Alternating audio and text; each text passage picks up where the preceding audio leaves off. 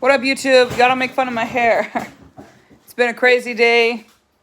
We are officially, like, moving. Got the keys yesterday. House is a mess. People sleeping on the couch. Cat is going crazy. Doesn't know why. There's a wall of freaking boxes everywhere. There's my grandma in the back. So anyways, let me turn on the light. I wanted to do a quick update because I'm starting to see a lot of comments. People having similar situations with Swift.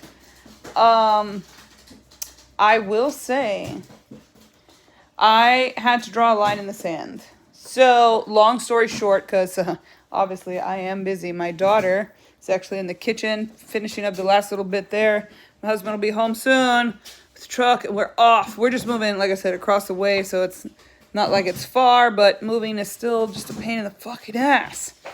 But anyways, so life was going great. Life was going really good, actually. I love the back and forth, getting paid $25 an hour to tote trailers back and forth and being able to come home at night. You know, it was all great. And then the weekend came. Now, again, y'all have heard me complain. When the weekend comes, we're at the mercy of, if nobody's there to answer the Houston phones within a certain amount of time, it rolls over to whoever's at the next terminal or whatever. On the weekends, those of us, there's 5 of us drivers on this one little route that my terminal manager kind of created for us that were complaining, which was very nice. We're very appreciative. But on the weekends, we have people from Phoenix taking our loads, people from Lancaster trying to send us on different loads. Now, if I'm dedicated Walmart, why the fuck are you trying to pressure me into taking some Home Depot shit to Louisiana, to Arkansas, to Kentucky, Virginia, all of these places that I am not supposed to be? You're good. She's trying to get her. She don't want to be in the video. Come on, girl. Just say hi. She's like, no, not today, Mom. We're busy. But now, do I mind driving to these places? No, I don't. Obviously, I've driven all over the country. But I would like for when somebody tells me something and we actually shake hands on that shit, that it is something that, you know, we get stuck to. So as a driver, at least with Swift, I've seen the behind the scenes of the camera. I mean, the computers or whatever, we're coded. We're a different code for every type of driving that we do. If we're regional, whatever region number we are. And the way I'm coded, I was told nobody else out there is supposed to be able to see my truck number as active or shop or anything. It's not even supposed to pop up on their radar because of how I'm coded for this special route. Well, nobody could see me till the weekend came. And on the weekend, I was actually on home time, and I was being bullied into taking loads that were definitely not even fucking Walmart. Like I said, it was Home Depot, which is fine, except for that's not my fucking route. That's not what I signed up for. That's not what I agreed upon. So like I said, the whole week, life was great. My check's going to be great. Everything's awesome. And then comes the weekend, and then I'm getting fucking told that, you know, my PTA is in violation of the hours that need to be run on that truck, because technically I did have enough hours to do the load that she wanted me to do, even when she dropped it from Arkansas to local. But the thing is, I don't drive for Home Depot right now. I'm on Walmart. And while y'all may say that I'm nitpicking or, you know, driving is driving or whatever, first of all, I believe in handshakes. I'm very traditional. We worked out a plan that worked for them. It worked for me. It worked for my family. And then he goes home on the weekend, and I'm getting pulled in every different direction by every Tom, Dick, and Harry, and in this case, Sally, from every other fucking terminal. Like, I don't need to be harassed. When I'm off, I don't even talk to, like, my mom. When I'm off, I am fucking off. My phone is on do not disturb. I check it periodically. But when I'm off, I'm off. And I definitely, and if I'm not on the clock getting paid, I don't need to be hearing from Swift at all. But that just wasn't the case. This happened 2 weekends in a row. And so I come back, put my truck in the shop on Monday because it was due for a service and then it had some other issues going on with it. You know, they make you fill out this paper when you put your truck in the shop. You specifically put on there the problems that you need checked out, when they started, how they started, why you think they started, hasn't been seen for this before, yada, yada, yada. It takes them all fucking day. I left my house, got there at 6:30, had the truck there before 7. And then they're like, oh, blah, blah, blah. The guy owed me a favor, so he did say he was going to get me right in at 9 whenever that tech got there. It's almost 5 o'clock. I haven't heard shit about my truck. So I call the shop. I'm like, hey, like, checking on the status of my truck. Oh, yeah, we had to switch out some batteries, which I kind of figured. The A inspection is done, but the tech didn't say whether he was done or not, and he went to break. He'll be back in an hour or so. Okay, well, it's fucking 4:15. Like, why the fuck is this nigga going on a break at 4:15? So I asked the guy, I said, can you see if he changed my pig line? My pig line, because of certain turns that I have to do in this truck at certain places that I am. So there's certain turns that you do where you almost jackknife, but not really. It's just a really, really sharp turn. My pig line always, it just pulls it in a certain way where it's just fickle or whatever. I go through pig lines like there's nobody's business. Only when I'm up in the East Coast area. Because I was doing a little bit of running up there to these farm places, and they're just interesting places to be backing up in. Oh, no, I don't see that there. I said, okay, he also needed to check the brake pads. International has a brake problem across the board with the 16s through the 2020s, more specifically in the 19 and 20s, that they know about, but my brakes just don't like to fucking work. Like, they just don't. So when I'm up in the mountains, you know, if it's raining or, you know, really cold and ice, which I only dealt with once, you don't really want to be jaking down, you know, a steep-ass mountain.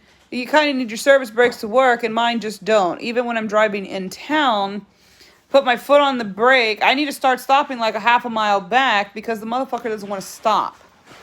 And then I get the videos talking about you need to utilize your brakes because it appears to be that you're not pushing the brakes hard enough. And then I push the brakes, and then it looks like I'm slamming on the brakes. So the shop knows that International has a brake problem across the board. They're working on, and there's sensors on the truck that they're reading it often, most times, trying to get the diagnostical statistics that they need to fix the problem.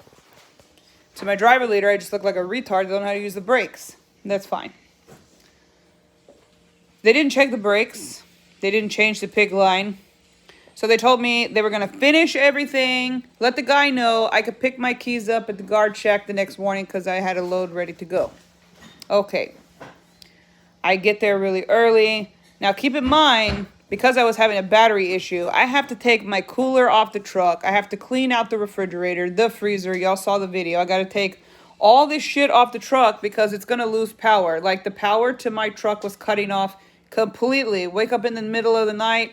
You know, you got to get up and go to the restroom. I got no lights. You got to turn the truck on, wait for the battery voltage to go up just to turn a light on. That's the kind of problem I was having. So, everything was supposed to be done. I go pick up my truck. I turn it on. The first thing I see is another sensor that I had told them was coming on. It says, check your ACC/CMS system. Well, I'm a girl. I'm a driver. So the guy that was there when I first dropped my truck off, he tries to tell me that has something to do with the battery. Okay, I was raised about a bunch of truckers and diesel mechanics, and I can tell you for a fact, doesn't have shit to do with the battery. ACC stands for Adaptive Cruise Control, and CMS stands for Collision Monitoring System, Motion Sensor, whichever way your truck brand wants to put it. So that guy was just trying to shut me up. Okay. I go tell him, hey, the sensor's still on. He says, oh, we can't get to your truck. If you're going to deal with the sensor, we can't get to the truck till later. I said, okay, fine. So they send me to go get this empty. Now, I've already gone round and round with these people about empties. They swore to God this trailer was at Macy's. Swear to God, swear to God. And I had agreed to do this Walmart load going to Arkansas. Told my family, I'm going to Arkansas. I'll be back the day after tomorrow. No problem. I go to the Macy's. No big deal. I find the trailer. And the yard dog driver is looking at me and he's like, if that trailer's parked right there, that trailer's not empty. I said, oh no, look, Swift has sent me this thing. It's supposed to be empty. They would never send me to get a trailer that was not empty. Like, normally when they send me to get trailers that are empty, the motherfuckers aren't even there. Like, they don't even have a Swift trailer, much less the one that they fucking send you on the Qualcomm. So I'm like, oh no, here's the trailer. Match the numbers, see? Like, I know what the fuck I'm talking about, right?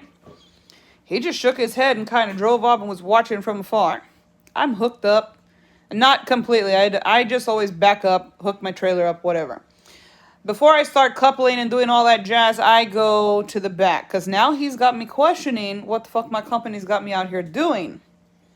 I go to the back of the trailer and I'm having to walk like sideways because these trailers are like got this much space in between. I get back there. It doesn't have one seal. It doesn't have two seals. It has 3 fucking seals. That bitch is loaded. So loaded that they decided to put a fucking plug seal on every single attachment. So I come side scooting up out of that bitch, and he's just laughing. Now, I'm not a prideful person. I'm arrogant. I don't deny that at all. But when you make me look like a fool, you best believe I'm about to come unglued. Because I've already taken so much shit working with this company. Just driving with a thing that says Swift on you, people are going to fuck with you. I wear all the Swift clothes. There's not anything in that Swift store that they can sell me that I don't fucking already have. Either it's been given to me, I've earned it, or I bought it. So at the truck stops, people fuck with you. Like, anything to do with Swift, people just fucking hate, and it's an invitation to fuck with you. So when you're out here and you're so fucking sure about your life and what you're there to do, this guy knows better. He fucking moves these trailers all day, every day. That's his sole fucking purpose in life, is to move trailers. Here I go, pushing my fucking button in there. I disconnect from the trailer, and I just tell him, look, give me a minute. I call my driver leader, and I have to say, you know what? I tell him what happened. He can hear that I'm fucking furious. I'm beyond frustrated at this point. At this point, I am furious because now that I've wasted my time, Houston traffic is gridlocked between fucking 6 and 8 o'clock in the morning. Well, guess what time I was trying to go get this motherfucking thing? Between 6 and 8 in the morning. I get there. The bullshit, they don't have any empty trailers. That is the only trailer they have for Swift at this place. So then they're like, well, just kind of hang out and we're going to have to see what we can find. You know, trailers are running real slim right now. Okay, at this point, I'm like, you know what? Don't worry about that trailer because I'm bringing this motherfucking truck back to the shop because one of the other sensors that I had told them when I put it in the shop was coming on was the high exhaust temperature gauge. Now, for those of you who are just joining me, I drive a brand new 2020 International. I just reached 25,000 miles on this bitch. Should not be having these weird problems. The high exhaust temp has been coming on, and I told them that. As part of the inspection, you know, they're supposed to be checking all this shit anyway. But even though it said I put 8 inspection, I put under there the problems that needed to be checked. They didn't check it. So as I'm talking to my driver leader, I look down. What do I see? Big red notification. Hot coolant temperature. Abort. Hot coolant temperature. Abort. Now, I look up at the gauge, the one that goes like this. It's like at 200. Not even really, more like 150, 200, in between, 175 maybe. So I'm like, how the fuck is it supposed to have, it's running hot, but the actual gauge doesn't say it's running hot. So anyway, when the truck starts rattling and doing all this shit, so I had to drive like 20 miles an hour all the way back to the shop in said gridlock traffic. I'm coming in there. I actually walked into the terminal. My actual driver leader was on the phone, so I looked at my terminal manager, who I assumed had heard that I was quitting. I walked up. He's got this look on his face like, if I go in that terminal, they know something's up. Because even when I'm here in Houston, I don't ever go to that terminal. The terminal is shit. I love the people, don't get me wrong. But again, I don't reach out to my people. I'm very self-sufficient. I do what I do. I love what I do. If I don't need them, then I ain't trying to hang out with them. Like, I got enough friends. I don't need more friends. So when I walk in and I have the look that I had, he just looks at me and he's on the phone and he takes the thing off. He's like, what now? I said, I need to know what you need from me. I'm about to clear out my truck. It's exactly what I said. He gets done with that call immediately. And he's like, what's going on? I said, look, give him the shortest version of the story. Because at this point, if you still can't figure out why the fuck I'm aggravated to the point where I'm telling you I'm going clean out my fucking truck. Oh, and by the way, it spent 27 hours in the fucking shop yesterday. And guess what they did to it? Nothing. They didn't do nothing. I'm sorry. They changed 2 batteries.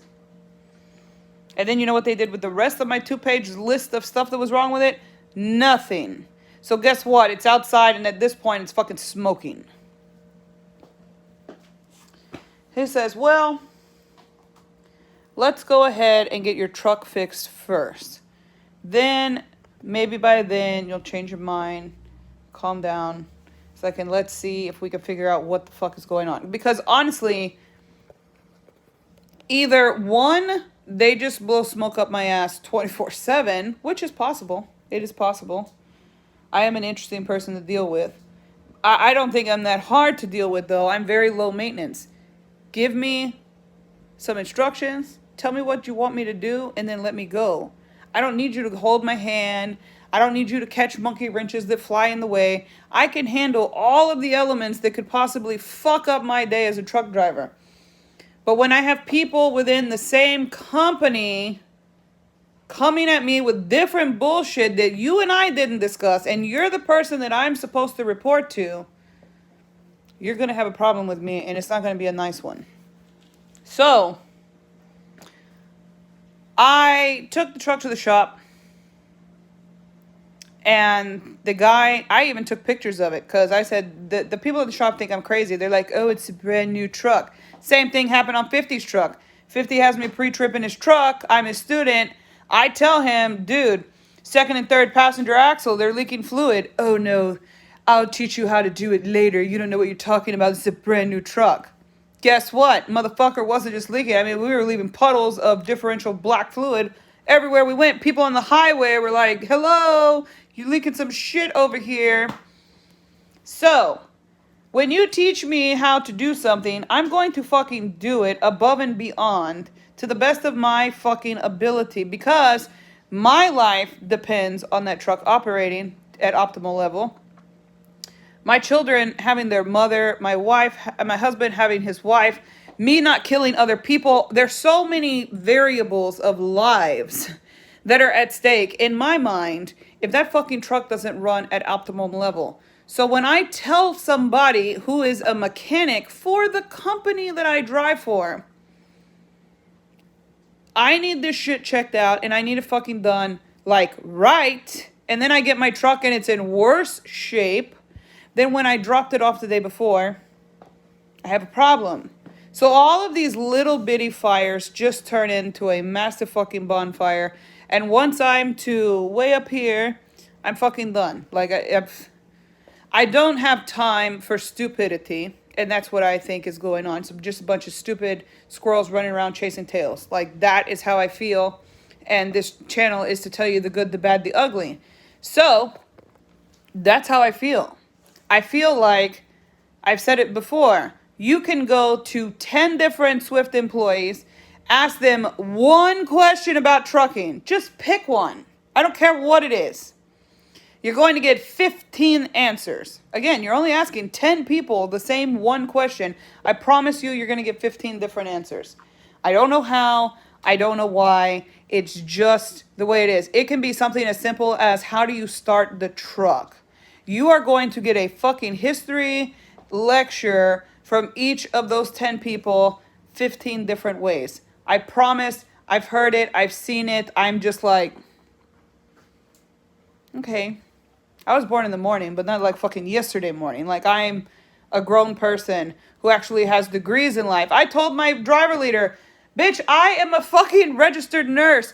I don't have to be out here. I choose to be out here. One of the first doctors she is the first doctor I ever worked for, who's one of my best friends, like, wants me to go work for her, but her clinic doesn't open till January. And I said, you know what? Call me in January. I might think about it. There is a reason that I left medicine. It's called politics. It's called bureaucracy. It's called paperwork and red tape. And it takes lives. It claims so many fucking lives every minute of every day. I got tired of seeing the death over stupid shit like paperwork and insurance claims and referrals. And did you do this and did you dot that I and cross this T? Like, when people's lives are at stake, that paperwork and bullshit. And then when I became the patient, I have really good insurance. My husband works for the union. I've mentioned this before. And even then, as I sit there, I'm watching people just die next to me. Like, I couldn't do it anymore. I couldn't. So when people are like, oh my God, if you're an RN, like, why the fuck are you trucking? Because I've lived a life. I've seen things, and it doesn't matter whether I'm in medicine, or now I'm in trucking. The whole point of this channel was to talk about the life, the jobs that I've done, and a female coming into a quote unquote man's industry. I am finding that it doesn't matter what fucking industry you're in. People are going to be people, which means you're going to deal with a lot of stupid people. Okay? Because people are stupid. Humans by nature are stupid. They just are, myself included. There are things that I do that are really stupid. There are things that everybody does that are really stupid. I am only willing to accept a certain level of stupidity when it comes to people who are in positions higher than my own.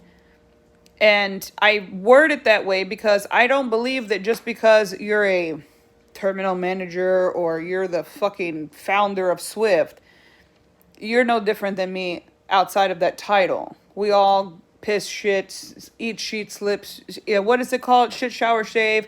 We eat, we sleep, we shit, we fuck, we have kids, we get dressed, we shower, we put our clothes on the same. People are people. People are people at the end of the day. I don't give a fuck what your title is. Everybody deserves to be treated with some kind of humane decency. And I am failing to see that. People at the shop looking at me like I'm fucking crazy. I don't know what I'm talking about. Here's the pictures. And then they're like, ooh, we're going back to the caveman days. Where they're just sitting around with a club and just kind of dragging it around, waiting for the bitch to get behind the kitchen and start cooking them some food. Like, that's how I felt. When you get me to that point in life, I'm done. I am in control of my stress level. I am in control of the amount of stupid that I'm going to allow to evolve in my world. And, you know, they have really gone above and beyond that level at this point. So, where am I with Swift? Technically, I'm still an employee. My truck is still in the shop. They actually had to send it to International itself, which here in Houston is right across the highway. But yeah, there was a lot of fucking problems with my truck. Even ones that I hadn't come across yet. That they definitely didn't fucking know about because they didn't even address the ones I put on the fucking paper. So, the chances of me, like I told my husband, I don't think there's anything that they could possibly say, really, honestly, that would make me trust them or give them another chance. I honestly don't feel that way. I am still thinking about it. I told my driver leader yesterday, he was like, look, we could put you in another truck for right now. You know, we could loan you a truck and this and that. I'm not interested in that. I want my truck that should have been fixed the way it should have been, you know, the way it was reported to be fixed, should have been done. And it wasn't. And I get told a bunch of fluff and bullshit to get my truck out of there. And then this happens. So no, we don't get to make mistakes and put Band-Aids over bullet wounds. That's not the way I operate. I said, look, I'm still frustrated. And I'm literally fucking moving. So, and my husband right now, he builds hospitals. So, you know, with the rate that, you know, people are dying these days, they really need these hospitals. So he's working shitloads of overtime right now. He's never home. Kid hasn't had a day off in fucking 14 days and still going strong. And again, we're moving. So it's important for me to be home, which was another reason that we went dedicated local. Like, a lot of frustrating parts, a lot of moving parts. And when it comes to my family, I just feel like I shouldn't be forced to choose. In the beginning, being gone, it worked for a little while. Right now, we're moving out of a house that my children found my father deceased in very suddenly. My dad was only 59. He wasn't sick. It fucking took the coroner 5 months to tell us he thinks his heart just stopped. He didn't have a heart attack. He didn't have a stroke. He thinks his heart just stopped. There was nothing scientifically, medically wrong with my father that he should have died, but it happened. My children found him here in this house. For 2 years, we have lived in a constant reminder with half of our house shut off, in a room that we never even fucking opened the door to. We've been trying to get the fuck out of here. Like, it's better for my family if we don't live in a house where we have a constant negative reminder of something that tragic that happened here. So, Swift was aware of all of this when I came into this. I told them, you know, our house is going to be ready soon. I'm going to need to move. Like, all of this was in motion. All of this is the reason. Like, somebody commented the other day, well, why'd you get into trucking if you wanted to be home all the time? It wasn't the plan. It wasn't. My family knew for 2 years. I asked them for 2 years of over-the-road time because, again, I'm putting money aside for a business venture. Business takes capital. You don't use your own personal money to build a business. That is how you fucking fail at business. So all of this money goes aside into a different account, and we are sticking to the plan. We always knew that the plan was going to get diverted just a little because we knew that we were moving. We were just waiting. So I get the optimum plan, you know, route, local route, Walmart, whatever, back and forth, be home 3 or 4 nights a week, home on the weekends. But then every weekend I got to get harassed by people I don't even fucking know. And then I get told, wow, yeah, I don't know why she did that.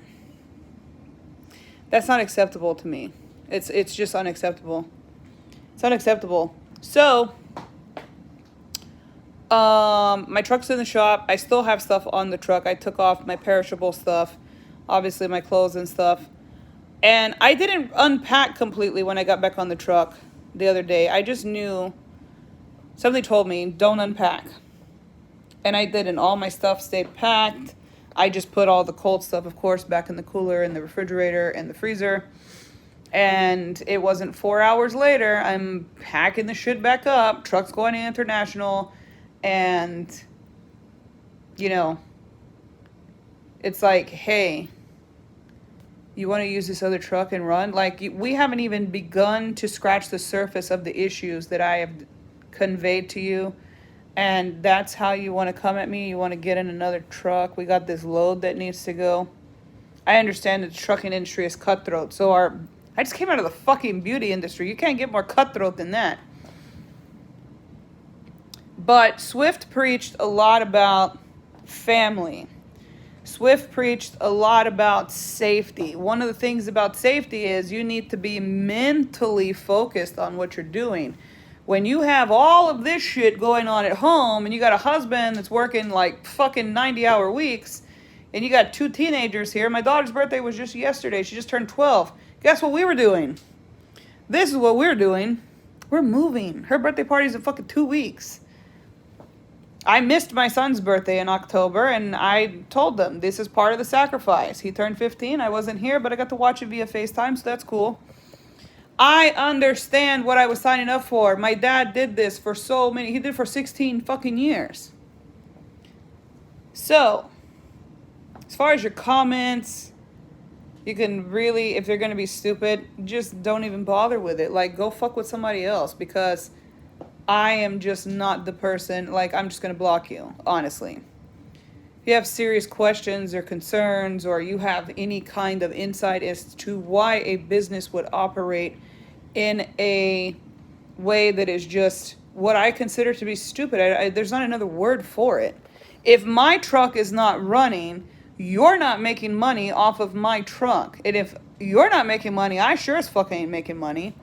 And I'm kind of, I'm not a business guru by any means at all. I don't run businesses. That's why I'm raising money, so I can go in with a business partner and have lawyers and other people that know how to do that stuff.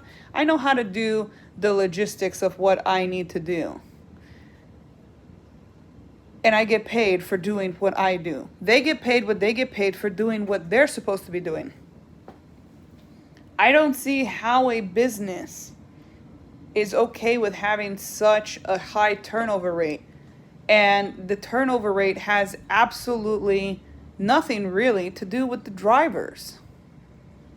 It has to do with the performance of the company and the quality of the relationship with the company and the drivers, with the drivers, I should say. And just not down for dealing with really stupid shit. Like, I'm just not.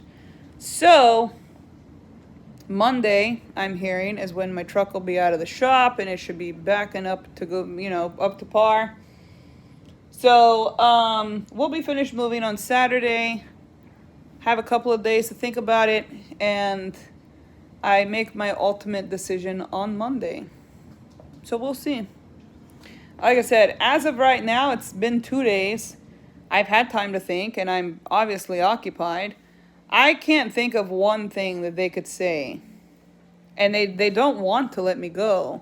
Obviously, I come from the smallest terminal that Swift has, and I can drive like I've been driving for fucking 15 years. It's really hard to find people that will drive 7 hours without going to the restroom. It's really hard to find people that will drive, like, get up early and be ready to go. It's really hard to find motivated people that drive in the manner that I do. If they have a hot job, I'm usually the one that winds up running them because I'm reliable. So, no, they don't want to let me go. I wouldn't want to let me go as an employee, and I've been a boss before. But Swift's not going to have the final answer on this one. I am, and the things that I'm weighing actually don't have anything to do with Swift. My family is always going to come first. That's what everybody's priority should be. This is always our ultimate destination, is home. That should be at the top of everybody's list. And if 1 and 1 don't equal 2, then we need to change the variables of the equation. So, that's the update. I will keep y'all informed. It's fucking raining outside, so this move is going to be so awesome. But it is what it is. The show must go on. And I hope that y'all are staying dry wherever the fuck y'all are at. And I'll update y'all on Monday when I come back and see what happens. Peace out, y'all.